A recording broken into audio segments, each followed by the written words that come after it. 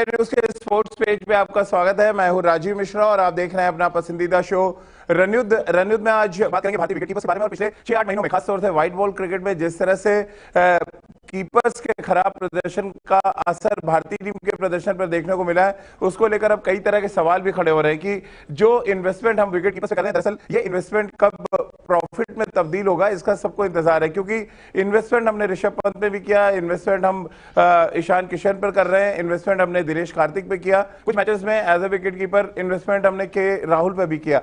लेकिन प्रॉफिट जब देखने की बात आती है तो अक्सर हमें लॉस देखने को मिल रहा है, यानी कि प्रॉफिट और लॉस के बीच में कहीं ना कहीं भारतीय टीम फंसती नजर आ रही है। और ये अपने आप में अब एक बड़ा सवाल बन चुका है कि क्या विकेट कीपर्स हमारे लिए आने वाले समय में कुछ प्रॉफिट लाएंगे। जो इन्वेस्टमेंट सेलेक्टर्स या टीम मैनेजमेंट अलग अलग कीपर्स पे कर रही है, क्या ये कीपर्स आने वाले समय में हमें वो प्रॉफिट दे पाएंगे, टीम को जिता पाएंगे, ये हर किसी के जहन में बड़ा सवाल है। इसी सवाल का जवाब जानने के लिए हमारे साथ क्रिकेट एक्सपर्ट्स का एक बड़ा पैनल है। हमारे साथ सबा करीम, पूर्व क्रिकेटर और सेलेक्टर, साथ ही विकेट कीपर का बैट ऑन कर देता हूं। उसके साथ राजकुमार शर्मा जी, विराट कोहली के कोच, और रितेंद्र सोढी भी हमारे साथ जुड़ेंगे।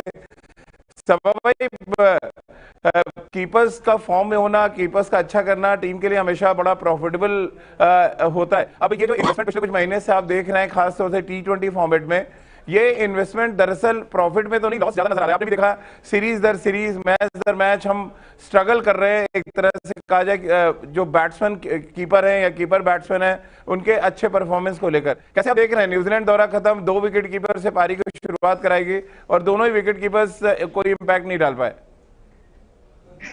देखिए राजीव, एक विकेट कीपर बल्लेबाज की भूमिका बहुत बढ़ती जा रही है मॉडर्न डे क्रिकेट में। T20 में या फिर व्हाइट बॉल क्रिकेट में अगर आप देखेंगे तो उनको एक ऑटोमेटिक रूप में देखा जा रहा है। इसलिए विकेट कीपर की भूमिका उतनी ज्यादा महत्वपूर्ण होती नहीं है एक T20 फॉर्मेट में, क्योंकि T20 के फॉर्मेट में अगर आप देखेंगे तो मुश्किल से 15 से 18 गेंद विकेट कीपर के पास आती है।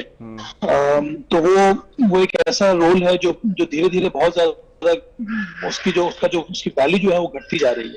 हाँ, बल्लेबाज के रूप में कीपर को कंट्रीब्यूट करना बहुत जरूरी है। और एक समय ऐसा था, मुझे याद है 3-4 महीने पहले हम लोगों ने कुछ शो किया जिसमें हम लोगों ने ये बताया था कि भारत कितना ब्लेस्ड है, हमारे पास एक बहुत ही शानदार pool of wicket keeper batters हैं, या फिर ऐसे विकेट कीपर जो अच्छी बल्लेबाजी कर रहे हैं। यहाँ पे ट्राई आउट तो कर रहे हैं, चयन करता कई एक्सपीरियंस हैंड को भी ट्राई आउट किया है। इसमें युवा जो कीपर्स उनको ट्राई आउट किया गया। जिस तरह के प्रदर्शन की उम्मीद आपने सही कहा, वो हमें देखने को नहीं मिल रही है। तो मुझे लगता है यही आपके पास टूल है। मैंने बहुत सारे मैचेस देखे हैं T20 क्रिकेट में, डोमेस्टिक लेवल पे भी। मुझे लगता है अभी टॉप 3 या 4 विकेट कीपर्स में वो सभी हैं जो इस समय हमें भारतीय टीम में नजर आ रहे हैं, चाहे वो संजू सैमसन हो, ऋषभ पंत हो या फिर ईशान किशन क्यों ना हो। मुझे लगता है थोड़ा और हमें भरोसा दिखाना पड़ेगा इस यंग जनरेशन ऑफ और राजकुमार सर, भरोसा इतना कि अब 2 कीपर से पारी की शुरुआत भी करा दी गई, ये देखने के लिए कि इनमें से कौन सा ज्यादा इंपैक्ट डाल सकता है। जैसे सभा भाई कह रहे हैं कि बॉलें थोड़ी कम खेलने को मिलती हैं कीपर्स को अगर वो नीचे बैटिंग कर रहे हैं। कीपिंग में भी वही हाल होता है कि बहुत ज्यादा बॉलें नहीं जाती हैं कीपर्स के पास T20 फॉर्मेट में। बट जो भी मौके मिल रहे हैं, खासतौर से कीपर्स की हम बात करें, इनमें से दिनेश कार्तिक को अगर हम छोड़ दें तो ऋषभ पंत और ईशान किशन दोनों ही टॉप ऑफ द ऑर्डर खेलते हैं। कैसे आप देख रहे हैं जिस तरह से यंगस्टर्स ने निराश किया है, क्या आपको लग रहा है एक और कीपर की तरफ जाने का समय आ गया T20 फॉर्मेट में? आप स्टिक रहना चाहेंगे? ये जो पूल हम कीपर्स का देख रहे हैं, जिसमें के राहुल को भी मैं ऐड ऑन करना चाहूंगा, क्योंकि वो आने वाले मैचेस में उनको भी एज ए विकेट कीपर बल्लेबाज खिलाया जाए T20 फॉर्मेट में। देखिए राजीव, कीपर की परिभाषा थोड़ी सी बदल गई है, और स्पेशली T20 क्रिकेट में यहाँ पर की बल्लेबाजी की ज्यादा अहमियत है विकेट कीपिंग से, क्योंकि कीपिंग में बहुत ज्यादा बॉलें आती नहीं है। विकेट कीपर के पास बैट्समैन बहुत हार्डली कोई बॉल छोड़ते हैं तो वो वाली बॉल छोड़ते हैं जो लेग स्टंप के बाहर होती है, जो उन्हें वाइड मिलती है। तो बहुत बड़ा रोल कीपिंग का नहीं होता। तो अब आजकल देखा जाता है विकेट कीपर को एज ए बैट्समैन वो कितना इफेक्टिव है, कितना इम्पैक्ट है उसका। तो उसी के मतलब ये ऋषभ पंत, ईशान किशन या संजू सैमसन को देखा जाता है, या अब KL राहुल की भी बात करें, उनके साथ एक्सपेरिमेंट किए गए, दिनेश कार्तिक के साथ एक्सपेरिमेंट किए, लेकिन अनफॉर्चुनेटली कोई भी ऐसा इम्पैक्ट डालने में नहीं कामयाब रहा। बहुत ज्यादा उम्मीदें थी मुझे ऋषभ पंत से कि वो जिस तरह का उनका प्रदर्शन टेस्ट मैच में रहा है तो वो T20 में भी अच्छा करेंगे, बट अनफॉर्चुनेटली वो भी कंसिस्टेंट नहीं रहे हैं। और उनके कंसिस्टेंट ना रहने में थोड़ा सा उनका रोल भी हो रहा है कि वो बड़ा फ्लेक्सिबल उनका बैटिंग ऑर्डर रहा है। एक नहीं, ये जो आंकड़े बड़े इंटरेस्टिंग आंकड़े राजकुमार सर स्क्रीन पे हम चला रहे हैं। एज अ ओपनर 5 मैच में 71 रन, नंबर 3 पे 6 मैच खेले उन्होंने 117 रन, नंबर 4 पे 27 मैच खेले उन्होंने 474 रन, नंबर 5 पे 15 मैच 297 रन और नंबर 6 पे 3 मैच 28 रन। यानी कि 1 से लेके 4 तक उनको ज्यादा मैचेस मिले हैं, ज्यादा गेंदें खेलने को मिली हैं, बट वो कन्वर्ट नहीं कर पाए। ये तो मतलब जरूरत से ज्यादा मौके मिल गए हैं ऋषभ पंत को, ऐसा लगने लगा टी20 फॉर्मेट में। नहीं, देखिए मौके वाकई में बहुत लॉन्ग रोप मिली है। जब विराट कप्तान थे तो उन्हें बहुत भरोसा था और वो बहुत मतलब लाइक करते थे इनको, इसीलिए बहुत लॉन्ग रोप भी मिला ऋषभ पंत को। लेकिन यहाँ पर साथ साथ उनके मैं ये कहना चाहूंगा कि आप देखिए कितने नंबर पर उन्होंने बल्लेबाजी की है, अलग अलग नंबर पर अलग अलग मैचेस में, तो एक स्टेबिलिटी उनको बैटिंग ऑर्डर में नहीं मिली। वो एक बहुत बड़ी वजह होती है। जब आप प्रिपेयर कर रहे होते हो किसी बड़े मैच के लिए, तो आप विजुअलाइज करते हो कि मैं इतने नंबर खेलूंगा और यहाँ पर वो बॉलर होगा और मुझे इस तरह का रोल प्ले करना है टीम के लिए। लेकिन पता लगता है कि आप मेंटली प्रिपेयर होके गए कि आप ओपन कर रहे हैं और आपको खिलाया नंबर 5 पर जा रहा है या नंबर 6 पर आपकी बारी आ रही है एज ए फिनिशर, तो वो रोल एकदम बदल जाता है और आप कितनी जल्दी उस रोल के लिए अडेप्ट करते हैं वो देखना इंपॉर्टेंट होता है। तो लेकिन अनफॉर्चुनेटली ऐसा हुआ नहीं है कि वो बहुत कामयाब रहे हों। सेम चीजें ईशान किशन के साथ रही। ईशान किशन को बहुत हाई रेट किया गया था आईपीएल की वजह से, क्योंकि आईपीएल में उन्होंने बहुत अच्छा किया और मुंबई ने उनके ऊपर बहुत बड़ा दांव खेला था, तो उसके मद्देनजर उनको एक बहुत बड़ा स्टार माना गया और कि वो शायद बहुत ज्यादा कामयाब होंगे। लेकिन फिर उनको साइडलाइन ही कर दिया गया, वो वर्ल्ड कप की टीम में भी नहीं आए।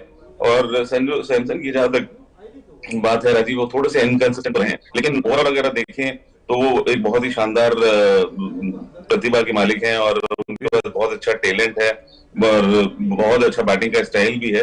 लेकिन उनकी इनकंसिस्टेंसी उनको रेगुलर नहीं कर पाई इंडियन टीम में। तो कहीं ना कहीं अब हमें डिसाइड करना होगा। अब नई सिलेक्शन कमेटी आएगी और मुझे लगता है नई मैनेजमेंट होगी, टीम मैनेजमेंट भी, तो अब वो डिसाइड करेंगे कि वो कौन से 2 कीपर हैं जिन्हें हम लेकर चले और थोड़ा लॉन्ग रोप दें और भरोसा दिखाएं उनके ऊपर, क्योंकि ये टी20 में आप एक दो इनिंग से किसी नहीं कर सकते, क्योंकि सिचुएशन ऐसी होती है कि आपको जाते ही मारना होता है। आप टीम के लिए खेलते हुए आउट हो जाते हैं।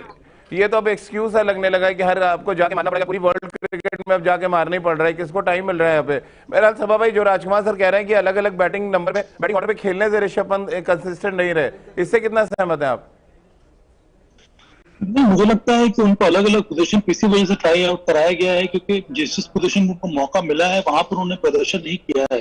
और अभी भी चेंज करता हूँ, टीम मैनेजमेंट को लगता है कि ऋषभ पंत के अंदर इतना अद्भुत टैलेंट है कि उनको अभी भी समझा जा रहा है कि वो टी20 में परफॉर्म कर सकते हैं, और इसी वजह से कई सारी जगहों पर उनको ट्राई आउट किया जाता है। अगर एक जगह पर आते तो नौबत नहीं आती, और मुझे लगता है उनको मौका बहुत ज्यादा मिल गया है। और अब मुझे लगता है कि बहुत ज्यादा सोच विचार करने की जरूरत है।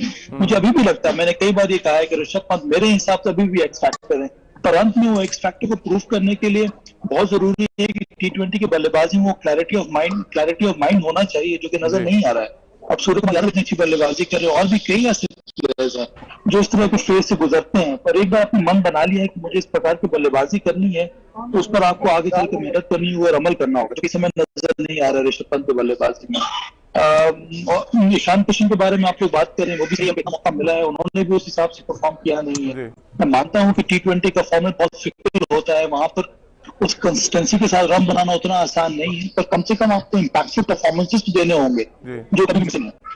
बिल्कुल जितेंद्र, आप थोड़ा लेट से जुड़े। राजकुमार सर ने अपना ओपिनियन दिया है कि अलग अलग नंबर्स पे ऋषभ पंत खेले और बैटिंग ऑर्डर क्योंकि सेट नहीं है, इस वजह से परफॉर्म नहीं कर पा रहे हैं।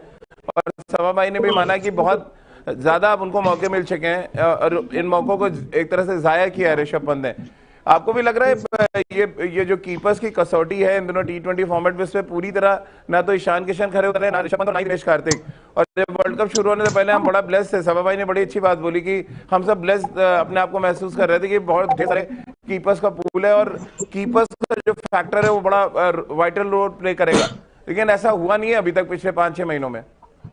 बिल्कुल राजीव, आपने सही का। देखिए, मौके आपको ज्यादा जिंदगी में मिलते नहीं हैं, लेकिन अगर आप ऋषभ पंत की बात करें, अगर दिनेश कार्तिक की बात करें, ईशान किशन की बात करें, इनको मौके मिल रहे हैं और आपको भुनाना तो होगा। अब देखिए, बैटिंग ऑर्डर कौन सा मिलता है, आप नंबर 3, 4, 5 खेलते हैं, ये तो अब टीम कॉम्बिनेशन पे निर्भर करता है।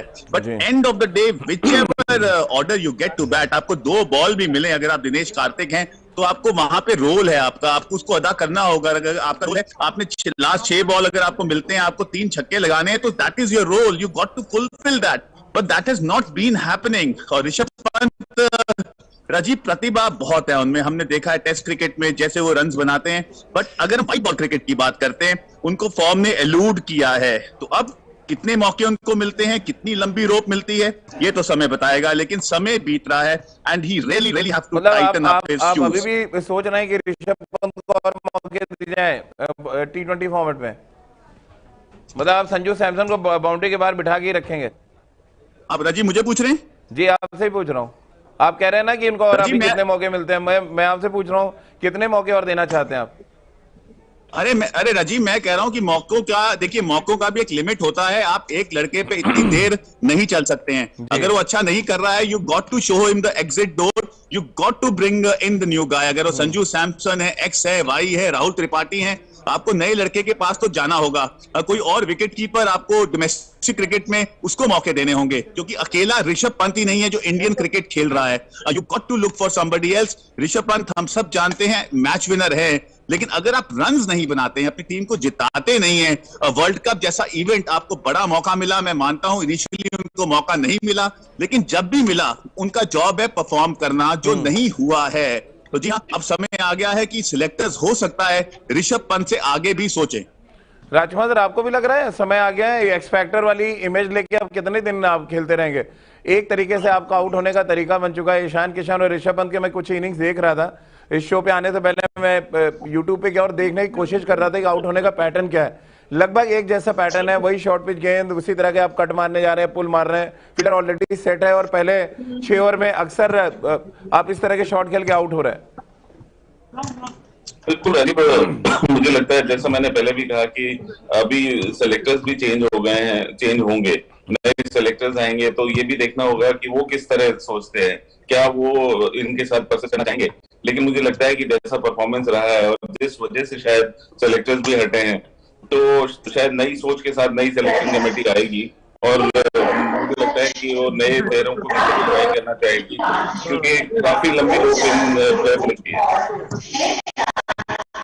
जी बिल्कुल सभा भाई, ये एक्स फैक्टर वाली बात तो अब शायद नहीं करनी चाहिए। जो आपको क्या लग रहा है? टेस्ट में नो डाउट ऋषभ पंत दुनिया के बेहतरीन विकेट कीपर बैट्समैन है, बट ये टैग शायद T20 में अब लागू नहीं होता उनके साथ। हाँ, ये बात भी सही है कि अब आप इस समय पर बात नहीं कर सकते ऋषभ पंत के बारे में, उन्होंने प्रूव किया नहीं अभी तक। देखिए, आने वाले समय में 1 दिवसीय श्रृंखला है, उसके बाद T20 मुकाबला बाद में होगा, वो कब होगा ये कहना यहाँ बहुत बहुत मुश्किल है। तो मुझे अभी भी लगता है कि ऋषभ पंत को सपोर्ट करना चाहिए, क्योंकि पता नहीं कि मुझे ये लग रहा है कि आने वाले समय में अगर आपको टीम को बिल्ड करनी है तो वो एक ऐसा खिलाड़ी जिसके इर्द गिर्द आप टीम को बिल्ड कर सकते हैं। बहुत जरूरी है कि जो कोचिंग स्टाफ है उनके साथ काम करे, बहुत जरूरी है जो हेड कोच है वो उनके साथ काम करे और उनको जो प्रोफाइल है उसके बारे में उनको बताएं, ताकि वो खुद एहसास हो जाए उनको किस तरह का रोल अदा करना है मैदान पे। अब वो जो क्लैरिटी में नजर आती है बल्लेबाजी में, 1 दिवसीय क्रिकेट की बल्लेबाजी में, वो मिसिंग है। इसका ये मतलब नहीं उनके पास स्किल नहीं है, उनके पास वो एबिलिटी नहीं है रन बनाने की T20 में। कि देखिए, आने वाले समय में आपको ऐसे खिलाड़ी की जरूरत होगी जो एक तो इम्पैक्टफुल परफॉर्मेंसेस दे और जिसका स्ट्राइक रेट हमेशा ऊपर है 150, 180, 170, 180 का। बहुत चंद प्लेयर्स हैं इस समय भारतीय टीम में या फिर पेरिफेरी में या फिर रेकनिंग में जो इस प्रकार के स्ट्राइक रेट के साथ बैटिंग कर सकते हैं। तो ऐसे प्लेयर्स को थोड़ा भी मौका मिलना चाहिए। लेकिन जो सवाल आ रहे हैं बहुत ढेर सारे, रितेंद्र मेरे पे ये सवाल है, मैं आपको दिखाना चाहूंगा, और इसमें 100 में से 90 सवाल इस बात को लेके हैं कि इतने मौके अगर आप ऋषभ पंत को दे रहे हैं तो फिर संजू सैमसन ने ऐसा क्या गुनाह किया है जिसको आप मौके ही नहीं देना चाहते हैं। तो ये कहने का भी मौका मुझे लग रहा है टीम मैनेजमेंट को नहीं देना चाहिए। बहुत मौके मिल गए, साल भर से इंतजार कर रहे हैं कि ऋषभ पंत आए मैच जिता दें, ऋषभ पंत आए मैच जिता दें। ये आखिर कब तक चलेगा ये? देखिए राजीव, अभी जो इतना बड़ा फैसला लिया गया है, जो हम सिलेक्शन कमेटी की बात करें और बहुत सी बातें बाहर आ रही हैं, और देखिए results has to be the criteria. अगर आप रिजल्ट्स नहीं लेके आ रहे हैं बतौर सिलेक्टर्स या बतौर कोच या बतौर कप्तान, तो मुश्किल तो होती है। तो रिजल्ट्स कैसे आएंगे? रिजल्ट्स तब आएंगे जब आप सही लड़कों को पिक करेंगे, उनको मौका सही तरीके से देंगे। अगर आप ऋषभ पंत पे मौका उनको दे रहे हैं, ठीक है, साबा सही कह रहे हैं, उनमें बहुत स्किल है, वो आने वाले समय में बहुत बड़े खिलाड़ी साबित हो सकते हैं, but what is happening at the moment? He is not getting runs, he is becoming at the moment liability for team India. तो अगर ऐसा है तो आप संजू सैमसन को लाइए, उनको भी मौका दीजिए जो आप ऋषभ पंत को दे सकते हैं। हो सकता है अब वो कम मौकों में बहुत बड़े बन जाएं, but end of the day you got to take that chance, क्योंकि आप अब बार बार अफोर्ड नहीं कर सकते कि हम वर्ल्ड कप में हारे, आईसीसी इवेंट्स में बाहर हो जाएं, कोई वहां पे लड़ाई ना दिखे। तो that is where Indian team has to come up leaps and bounds. तो मुझे लगता है कि बहुत बड़ा अब चेंज आएगा और लड़कों को मौका तो दिया जाएगा, but there has to be some benchmark. अगर आप उससे ज्यादा मौके देते हैं फिर वो मुश्किल होती है। तो I think time has come to give new guys a opportunity. Rajkumar sir, Ishan Kishan और ऋषभ पंत को जो ओपन कराया गया 2 मैचेस जो हमने न्यूजीलैंड में देखे, क्या उसके पीछे भी ये रीजन देख रहे हैं कि अब आपको सेलेक्ट करने का शायद टाइम आ गया था, एक को हम साइड करेंगे और हम एक को साथ लेके चलेंगे और 2 में से एक को आप चुनना था, इसलिए आप ओपन करा रहे हैं दोनों को? क्यों मेरे तो थ्योरी समझ में नहीं आई कि आपने दोनों लेफ्ट हैंडर से, दोनों विकेट कीपर से ओपन क्यों कराया? बिल्कुल, ट्राई आउट करना चाहती है टीम मैनेजमेंट की। अब फाइनल कॉल लिया जाए कि कौन किसके साथ आगे आपको जाके परसिस्ट करना है। लेकिन वहां पे भी अनफॉर्चुनेटली संजू सैमसन को चांस नहीं दिया गया, तो अगेन वो एक अनफॉर्चुनेट पार्ट था। लेकिन दोनों ही प्लेयर्स ने दिए गए मौके को भुनाया नहीं।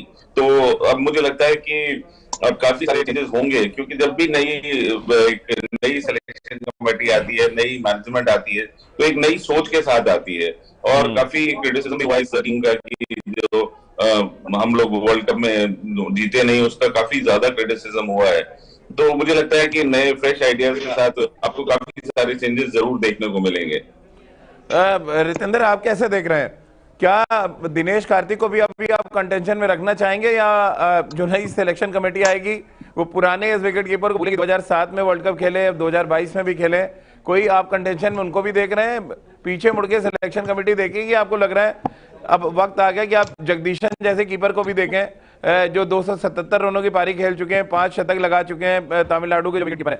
आप कुछ ऐसे चेहरों के बारे में सोचें, ना कि आप दिनेश कार्तिक के पास फिर पहुंच जाए। देखिए राजीव, मैं तो बहुत क्लियर माइंड से यहाँ सोच रहा हूँ। अब आपको दिनेश कार्तिक पे बिल्कुल नहीं जाना चाहिए, अब आपको आर अश्विन पे बिल्कुल नहीं जाना चाहिए, क्योंकि मुझे लगता है they are beyond their peak.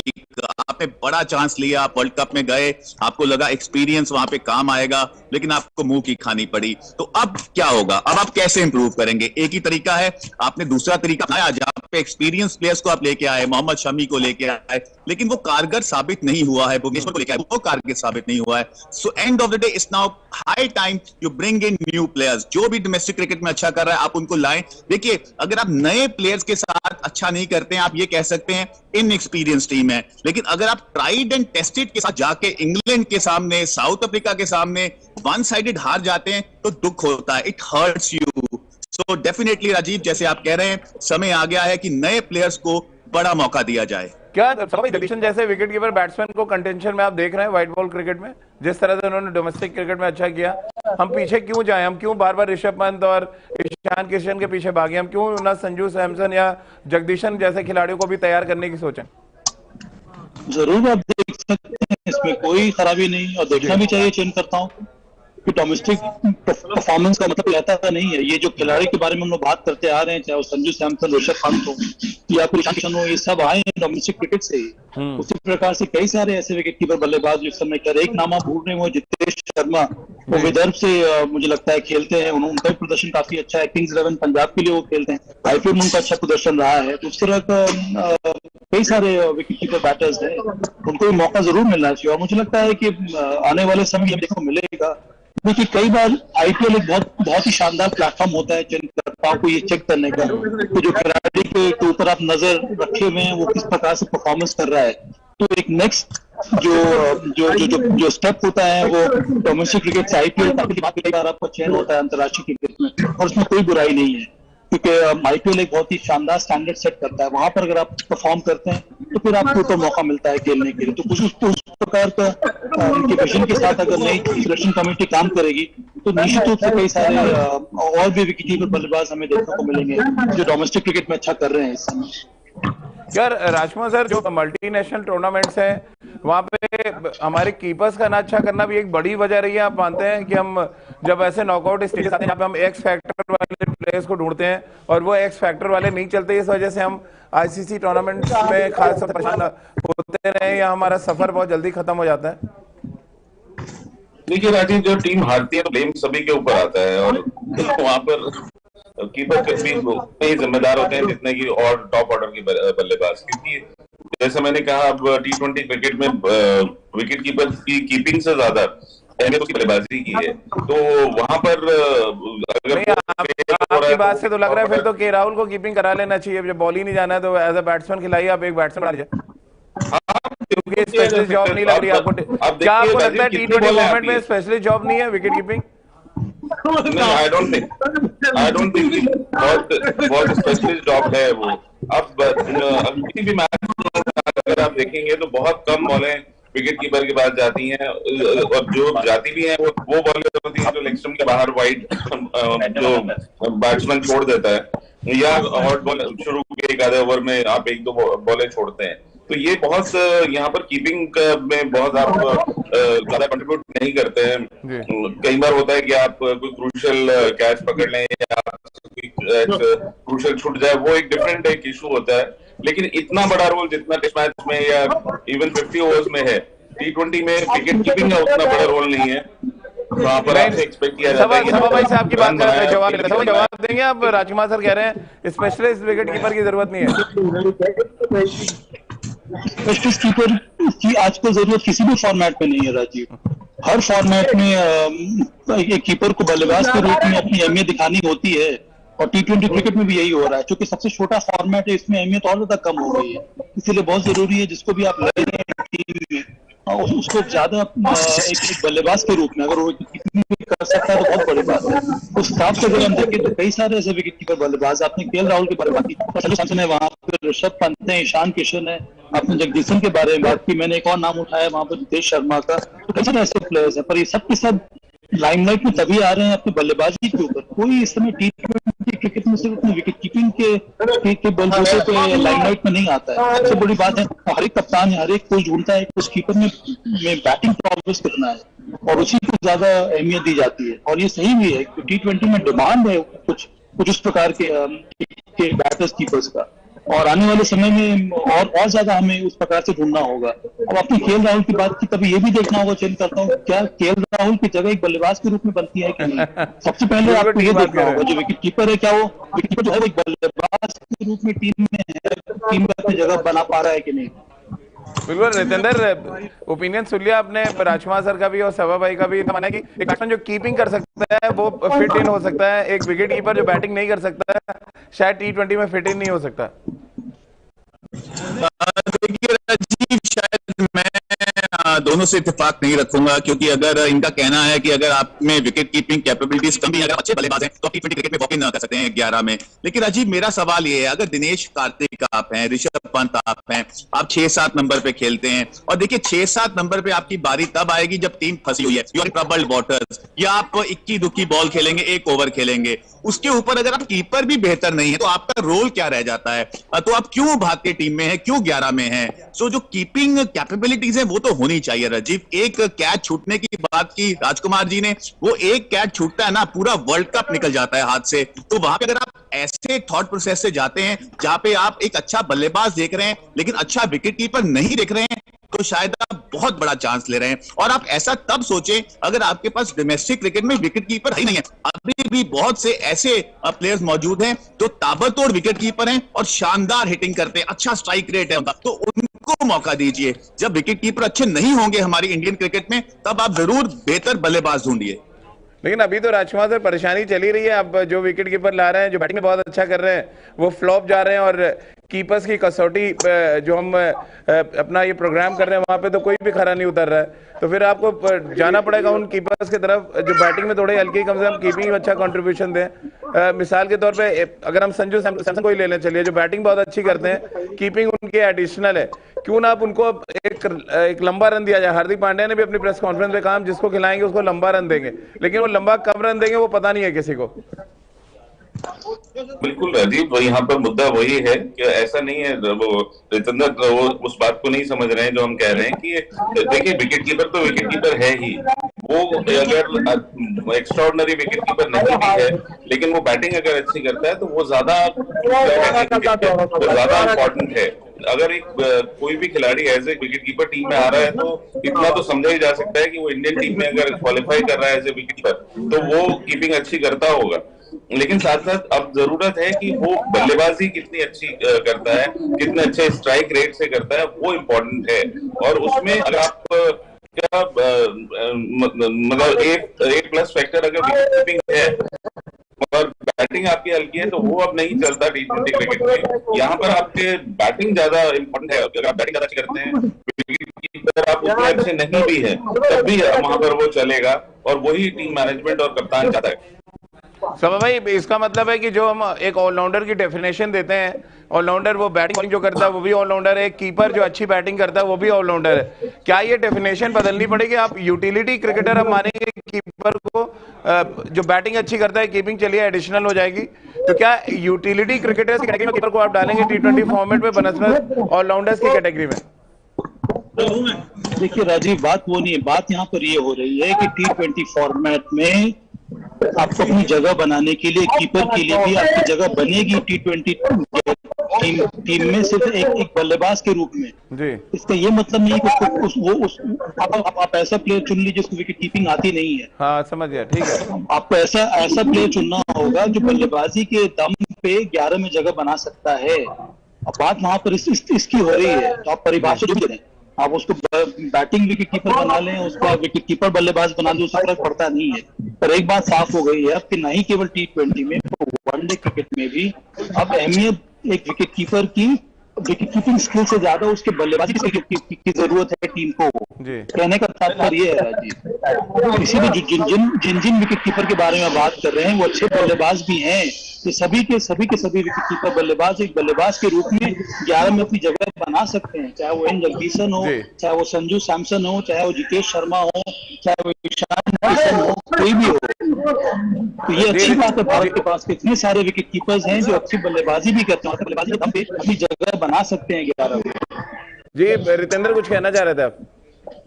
Rajiv, यहाँ पे मैं देखिए साबा की थोड़ी बात को समझ नहीं पा रहा हूँ, अगर वो मुझे बेहतर तरीके से समझा दें। वो कह रहे हैं बेहतर बल्लेबाज, एग्री, बेहतर बल्लेबाज। अब साबा मुझे बताइए, अब कीपर, अब देखिए आप साबा पहले ही आप अभी ऐसा लग रहा है आप नाराज हो रहे हैं। देखिए बात समझ में नाराज नहीं हो रहा सोडी, आप बात समझ लीजिए। आप मुझे समझाइए ना, समझाइए। आपको विकेट कीपर चाहिए, अच्छा, अब वो अच्छे की डेफिनेशन क्या है, कितना अच्छा चाहिए आपको?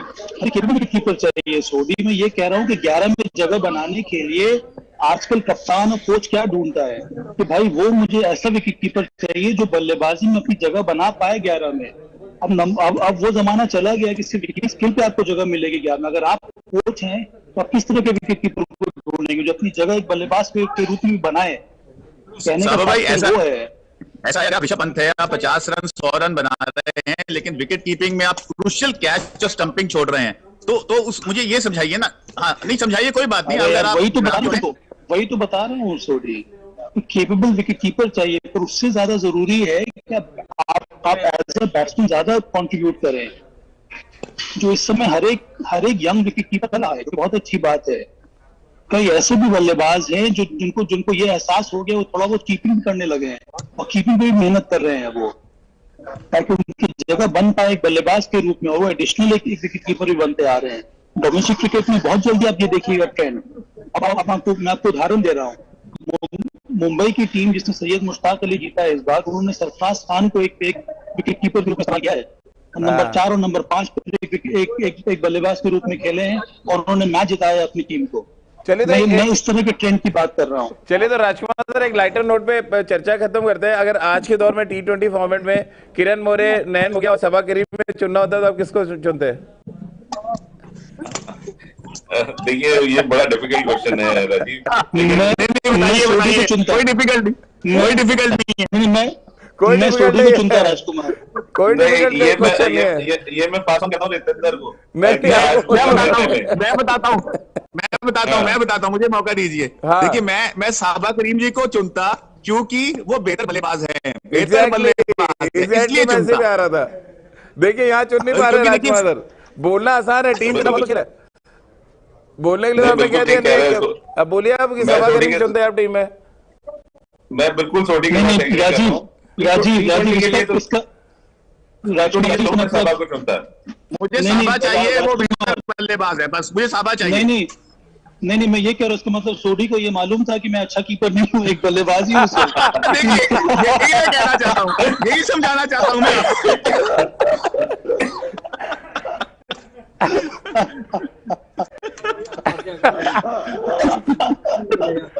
रितंदर मुझे लगता है साबा, नयन मोंगिया और किरण मोरे से ज्यादा बेहतर बल्लेबाज थे सभा भाई, ये मान रहे हैं आप? अरे साबा भाई की बल्लेबाजी, राजीव, मैंने तो लाइव देखी, नॉन स्ट्राइकर पे खड़ा होता था, ये जब आड़ा मारते थे ना, वो चौका नहीं, वो छक्का ही जाता था, और मिडिल ऑफ द बैट, और क्या इनका वो स्लॉग स्वीप था। मतलब T20 क्रिकेट में ही could have been ideal player. और जैसे भी साबा बात करें, देखिए बल्लेबाजी बहुत इंपॉर्टेंट है, बट मुझे ऐसा लगता है कीपिंग भी, कोई कहीं ये ना स्टैंडर्ड सेट हो जाए कि T20 क्रिकेट में जो कीपर्स हैं वो ये सोचे हम तो छक्के चौके मारे, थोड़ी बहुत कीपिंग कर लेंगे, चलेगा। इट्स इंपॉर्टेंट कि थोड़ा बैलेंस बना रहे, अच्छे कीपर आप रहें, लेकिन जी हाँ, आपको रन बनाने पड़ेंगे, कंट्रीब्यूट करना पड़ेगा और मैच जिताना पड़ेगा बतौर बल्लेबाज, जो साबा कह रहे हैं। चलिए इसका मतलब ये भी है राजीव जी। राजीव जी। इसका मतलब ये है कि सोडी ने ये भी मान लिया है कि मुझे सीधा नहीं खेलना आता, सिर्फ आड़ा तिरछा खेलना आता था।